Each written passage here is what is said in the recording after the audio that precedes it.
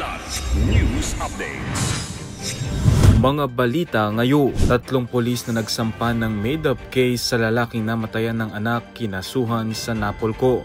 Mandatory drug testing sa mga opisyal at kawani ng Senado ipatutupad. 27 million pesos na halaga ng shabu nasabat sa isang dating miyembro ng AFP sa Zamboanga City.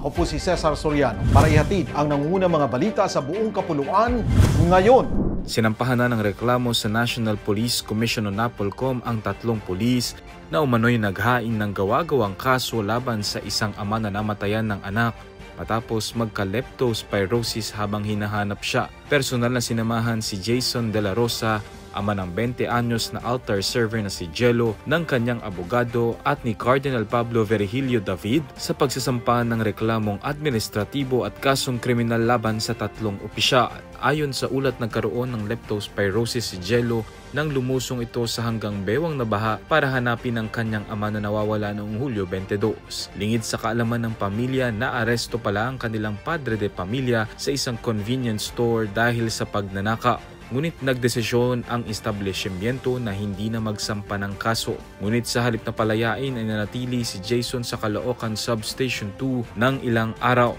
bago ito sinampahan ng kasong may kinalaman sa illegal gambling, bagay na hindi naman ito ginawa. Ayon naman kay NAPOLCOM Vice Chairperson Rafael Calinisan, posibleng makasuhan ng gross misconduct ang mga pulis base sa testimonya ni Jason at ang CCTV footage mula sa convenience store.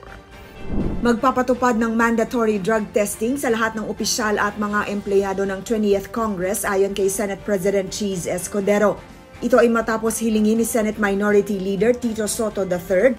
Ang pagpapatupad nito kasunod ng ulat na isang kawani ng Senado ang umano'y gumagamit ng marijuana sa loob ng Senate premises. Ayon kay Escudero, nakikipagtulungan ng Senado sa East Avenue Medical Center para sa testing at isinasapinal na ang bagong policy order ng MRDT. Hinihintay na lang ang kumpletong listahan ng Senate employees, nakakatalaga pa lamang nang mapabilang ang lahat sa testing.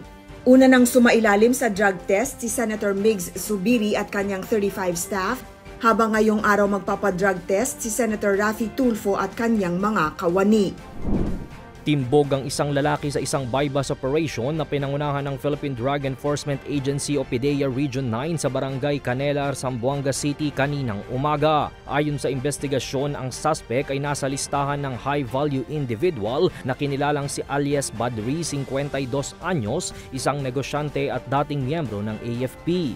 Na-recover sa suspect ang 4 na vacuum-sealed packs of shabu na may Chinese markers na Guan Yin Wang na isang international drug smuggling syndicate. Tinatayang nasa 4,000 grams ang nakuhang shabu sa suspect na may street value na 27 million pesos. Nasa kustodiya na ng kapulisan ng suspect na nakaharap sa kasong paglabag sa Republic Act 9165 o ang Comprehensive Dangerous Drugs Act of 2002.